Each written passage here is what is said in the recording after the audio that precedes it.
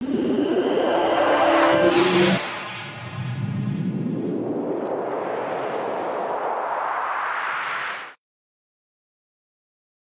जय श्री राम में आपका स्वागत है। कैसे हैं आप सभी? अगर आप नॉन ब्रांडेड कपड़े पहनकर बिना महंगे बैग लिए फ्लाइट के फर्स्ट क्लास में बैठ जाते हो तो कुछ लोग आपको नजरों से ऐसे जताने की कोशिश करते हैं कि यहाँ पर बैठना आप डिजर्व नहीं करते। हालांकि अब फ्लाइट से ट्रेवल करना कोई बड़ी बात नहीं है, लेकिन आज से 20 साल पहले फ्लाइट में बैठना मिडिल क्लास परिवार के लिए किसी सपने से कम नहीं था। कश्मीर से लेकर कन्याकुमारी तक आम आदमी हर जगह ट्रेन से ही घूमता था, मगर बीमारी के साथ समय कोई बहुत सीरियस हो या उसे इलाज के लिए अर्जेंट शहर लेकर जाना हो या तो फिर किसी अपने की मौत हुई हो, उनके अंतिम संस्कार के लिए पहुंचना हो, तब अपनी सेविंग इकट्ठा कर दिल पर पत्थर रखकर फ्लाइट की टिकट खरीदी जाती थी। और मिडिल क्लास परिवार की यही धारणा थी कि फ्लाइट हमारे लिए है ही नहीं। और ये सोच बदली इस फिल्म ने, जो कि जी.आर. गोपीनाथ के जीवन से प्रेरित है। तो आइए दोस्तों, आज मैं एक्सप्लेन करने वाली हूँ सरफिरा मूवी को। तो वीडियो को शुरू करते हैं। और अगर वीडियो अच्छा लगे तो वीडियो को लाइक जरूर कीजिएगा और इसी तरह की वीडियो पाने के लिए आप हमारे चैनल को भी सब्सक्राइब कीजिएगा, ताकि आपको इसी तरह के लेटेस्ट और फ्रेश कंटेंट मिलते रहें। तो फिल्म की कहानी शुरुआत में एक रोमांचक ढंग से होती है, जहाँ पर वीर मात्रे अपने दोस्तों के साथ एक इमरजेंसी लैंडिंग करवाकर विमान दुर्घटना को टालने से रोकते हैं। मगर जहाँ पर उन्होंने इमरजेंसी लैंडिंग करवाई थी, दरअसल में वो एयरवेज एरिया था, जिस वजह से उन्हें गिरफ्तार कर लिया जाता है। जिसके बाद कहानी जो है वो 6 साल पीछे शिफ्ट हो जाती है। तो वीर मात्रे जो है वो एक छोटे से गांव में रहते थे और यहाँ पर उसे देखने के लिए आज लड़की वाले आए थे, जिसका नाम होता है रानी। और यहाँ पर वीर मात्रे का फर्स्ट इम्प्रेशन इतना ज्यादा खराब था कि उन्होंने तो पहली नजर में ही वीर मात्रे को रिजेक्ट कर दिया था। और वो उन्हें ये भी बता देता है कि उसके पास कुछ नहीं है, उसके आसपास जो भी जमीन है उनकी 0 वैल्यू है। तो वीर मात्रे ने यहाँ पर रानी को सब कुछ बता दिया था, सच।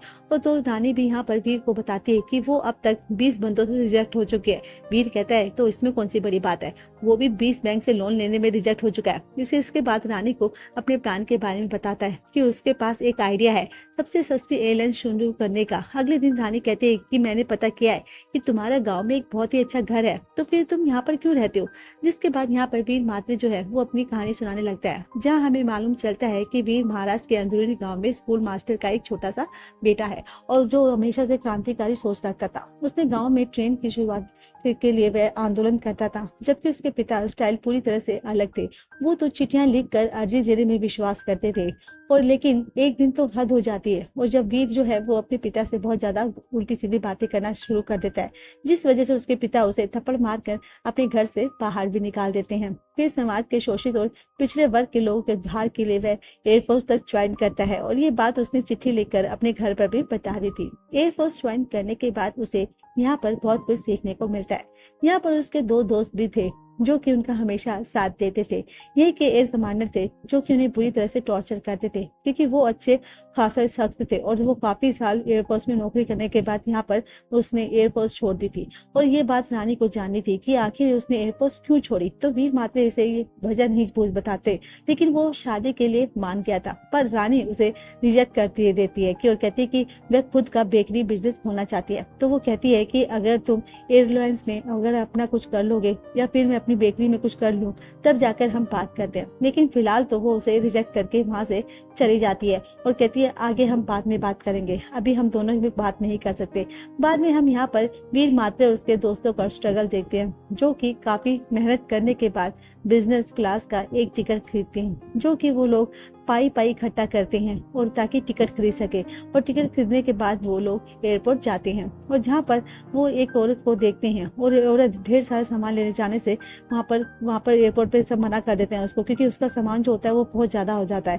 इसलिए उनका सामान जो है वो वीर मात्रे लेता है, क्योंकि उसके पास कुछ नहीं था। और बाद में मालूम चलता है कि दरअसल में जो वो औरत है ना, वो एक पत्रकार है। और वीर मात्रे उस औरत को बताता है कि आज उसकी मीटिंग है प्रेस गोस्वामी से। लेकिन वो पत्रकार कहते हैं कि अरे वो तो खड़ूस आदमी है, वो तो अपना 10 मिनट भी किसी को नहीं देता। तो वीर मात्रे कहता है कि 10 मिनट की मीटिंग के लिए ही उसने 30,000 की बिजनेस क्लास की टिकट खरीदी है, वो भी सिर्फ और सिर्फ 10 मिनट मिलने के लिए। जिससे के बाद प्रेस गोस्वामी को दिखाया जाता है, जिसकी खुद की एक एयरलाइंस कंपनी है, और वह अपने से आगे किसी को भी नहीं जाने देना चाहता था। और अगर वह कोई गरीब है तो वो फिर तो बात ही छोड़ दो, क्योंकि वह तो बहुत खड़ूस है और वह किसी से हाथ तक नहीं मिलाते। उन्हें गरीबों से कोई खास लगाव था ही नहीं और वो तो यहाँ पर उनसे नफरत करते थे। जिसके बाद परेश गोस्वामी को हम बिजनेस क्लास में सफर करता हुआ देख पाती हैं और उन्हीं के बाजू में यहाँ पर वीर मात्रे बैठा हुआ था। अचानक से वो उनसे बात करने लगता है कि कहता है कि उसके पास एक आइडिया है जो कि टिकट खरीद के सिर्फ और सिर्फ आपसे मिलने के लिए मैं आया हूँ। अगर आप अपॉइंटमेंट का इंतजार करता तो वो तो इस बात जन्म मुमकिन ही नहीं था। वो बताता है कि उसके पास एक आइडिया है और वो आइडिया है लो कॉस्ट एयरलाइंस शुरू करने का। वो अपने आइडिया के बारे में परेश गोस्वामी को सब कुछ बता देता है और कहता है कि अगर हम इन आइडिया पे काम करें तो हिंदुस्तान का हर गरीब जो है वो एयरलाइंस में सफर करेगा। लेकिन यहाँ पर परेश गोस्वामी कहता है कि ये वो नहीं चाहता कि कोई गरीब उसके बाजू में आकर बैठे। जिसके बाद परेश गोस्वामी अपने लोगों से कहता है कि इस आदमी को इकोनॉमिक क्लास में से हटा दिया जा, भेज दो यहाँ से। लेकिन वो वीर मात्रे कहता है कि उसने टिकट खरीदी है, वो बिजनेस क्लास से ही सफर करेगा। ये सुनकर यहाँ पर परेश गोस्वामी को गुस्सा आ जाता है और वो अपने प्लेन को वापस मुड़वा कर उसे एयरपोर्ट पर ले जाता है। और क्योंकि वहाँ पर सीट भले ही वीर मात्रे की थी लेकिन प्लेन जो था वो परेश गोस्वामी का ही था। उसने सबसे सस्ती एयरलाइंस के बारे में वीर मात्रे के से कई सारे लोगों से बात की, सारे लोगों को आइडिया बताया, लेकिन कोई भी इसे सुनने के लिए इंटरेस्ट नहीं था। लेकिन तभी एक आदमी सुनता है जो कि परेश गोस्वामी के साथ ही काम करता था और वो यहाँ पर उसी फ्लाइट में मौजूद था जहाँ पर कि वीर मात्रे परेश गोस्वामी से बात कर रहा था। तो यहाँ पर वीर मात्रे उन्हें अपने आइडिया के बारे में सब कुछ बता देता है कि वो किस तरह से काम करेंगे और ये किस तरह से काम करेगा। तो इसे वीर मात्रे का एक आइडिया जो है वो उसे बहुत ज्यादा अच्छा भी लगता है। कहते तुम मुझे जो भी आइडिया है वो तुम मुझे बताओ, मैं तुम्हारा साथ दूंगा। और वो इसके करके वीर मात्रे उसको अब सारा अपना आइडिया बताता है ताकि वो उस पर काम कर सके और काम करने के लिए आगे बात करते हैं। क्योंकि वो एक नई एयरलाइन शुरू करने के लिए उन्हें बहुत सारे लोगों का सपोर्ट करना होता है, इसलिए वो उसको सारा प्लान बता देते हैं और उसमें वो लोगों के साथ फंडिंग की जरूरत थी। लेकिन सबसे जरूरी बात है कि वो एयरक्राफ्ट कहाँ है से लाएंगे। तो वो लोग एयरक्राफ्ट जो है वो अमेरिकन एयरलाइन से लेकर आएंगे, लेकिन वो उन्हें खरीदेंगे नहीं बल्कि वो उन्हें लीज पर लेंगे। लेकिन लाइसेंस लेने के लिए उन्हें 6 महीने तक का वक्त लगने वाला था और ऐसे में अगर ये आइडिया किसी और पास आ गया तो वो लोग इस एयरक्राफ्ट को खरीद लेंगे।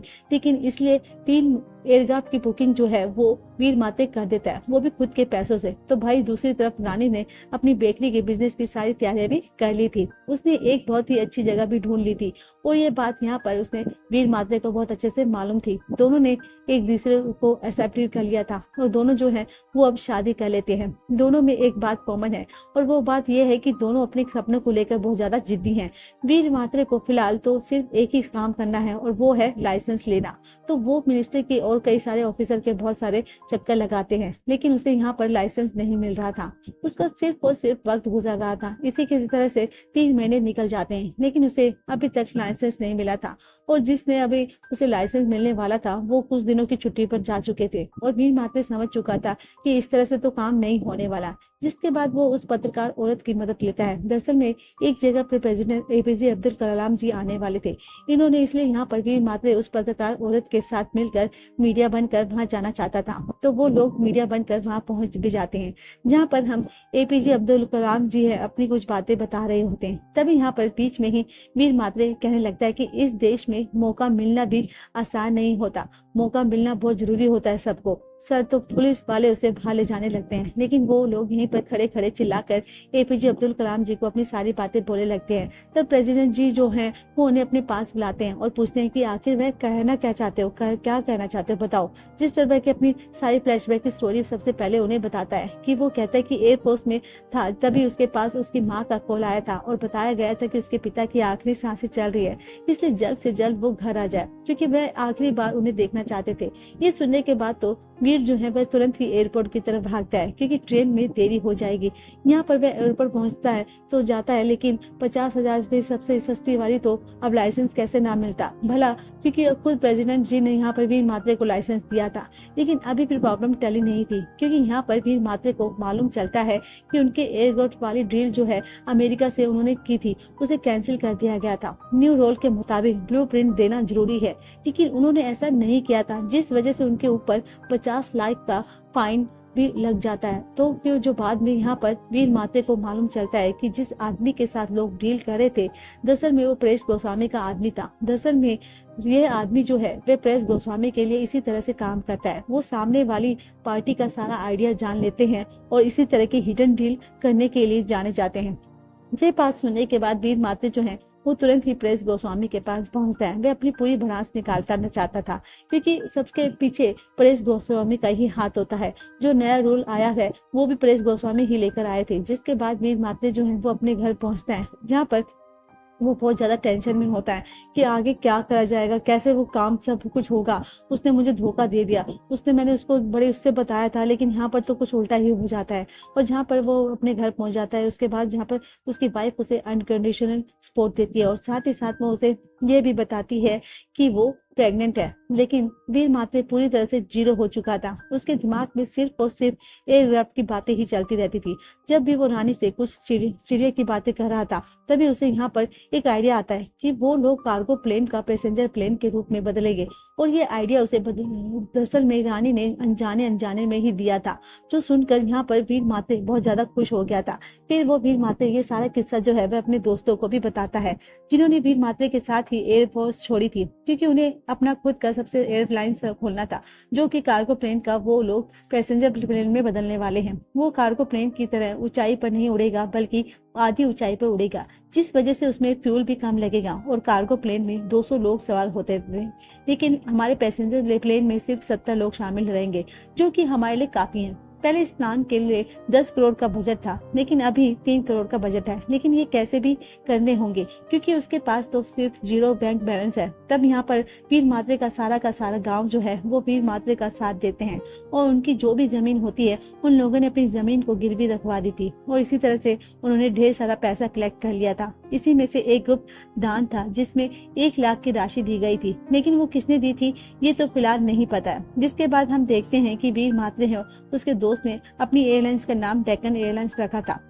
अभी तक सारी तैयारी हो चुकी थी, उनका एयरलाइंस पूरी तरह से तैयार हो चुका था। तो जब वीर मात्रे के पायलट जो हैं वो एयरक्राफ्ट की टेस्टिंग कर रहे होते हैं, तभी अचानक से उनके एयरक्राफ्ट का फ्यूल खत्म हो जाता है, जिस वजह से वो डगमगाने लगता है।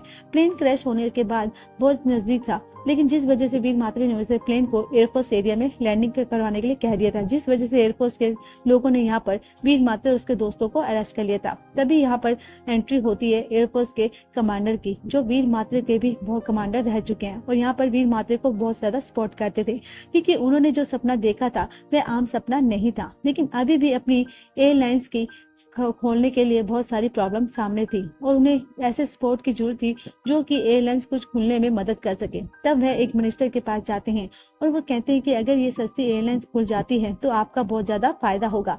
ये बात सुनने के बाद मिनिस्टर तो जो है वो वीर मात्रे की बातें मान जाता है। तब मिनिस्टर समेत इस फ्लाइट में बहुत सारे लोग शामिल थे।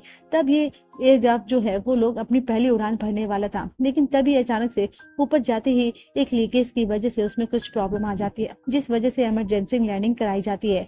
और ये पूरा प्लान जो था वो धुआं धुआं हो गया था, और सभी की यहाँ पर जान में जाते जाते बची थी। ये सब चीजें देख करने के बाद मिनिस्टर जो है वो अपना हाथ पीछे खींच लेते हैं और वीर मात्रे को बिल्कुल भी सपोर्ट नहीं देते। और क्योंकि जो लोग 1 रुपए में प्लेन की टिकट दे सकता है उसमें सेफ्टी की कोई गारंटी क्या ही देगा, जिस वजह से यहाँ पर वीर मात्रे जो है वो काफी ट्रोल हो जाता है। और अब कोई भी वीर मात्रे के एयरक्राफ्ट में बैठना नहीं चाहता था। सभी को अपनी जान प्यारी थी और वो 1 रुपए में अपनी जान नहीं देना चाहते थे। बाद में यहाँ पर वीर मात्रे को मालूम चलता है कि दरअसल में इन सब में एक पायलट की गलती थी, क्योंकि वो परेश गोस्वामी के साथ मिल चुका था।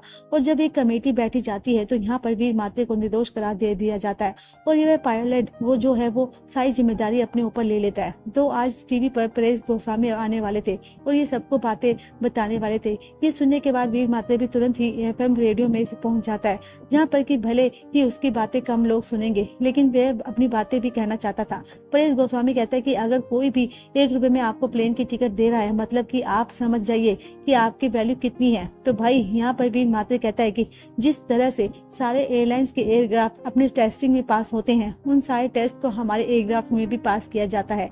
और 25 अगस्त को वो अपने एयरलाइंस को फिर से शुरू करने वाला है। भले ही कोई ना आए, लेकिन मैं अपने एयरक्राफ्ट में अपने सबसे 3 कीमती इंसान को बिठाना चाहूंगा। वो है मेरी माँ, मेरी पत्नी और मेरी छोटी सी बेटी को। तो वो बात करने मिलने के बाद भी वीर मात्रे जो है वो एक बार से रेडी था। और यहाँ पर फिर कहिए कि एक आखिरी बार वीर मात्रे अपनी एयरक्राफ्ट तक पहुंच चुका था। पायलट भी आ चुके थे। अब सिर्फ ये देखना था कि उसके एयरक्राफ्ट के लिए कितने लोग टिकट बुक कराते हैं, लेकिन बहुत देर हो चुकी थी। यहाँ पर उसकी माँ और उसकी पत्नी के अलावा कोई भी नहीं आया था। ये देखकर उसे बहुत ज्यादा बुरा लगता है, जिस वजह से अब वो लोग वापस जाने लगते हैं। लेकिन तभी उसका दोस्त दौड़ता हुआ उसके पास आता है और वो उसे बताता है कि बुकिंग में प्रॉब्लम आ गई थी और एक वक्त के कारण ये सब कुछ हुआ था। वो कहता है कि हमारे प्लेन के लिए बहुत सारी टिकट बुक हुई हैं, यहाँ तक कि 3 दिन के लिए सारी फ्लाइट की बुकिंग हो चुकी है।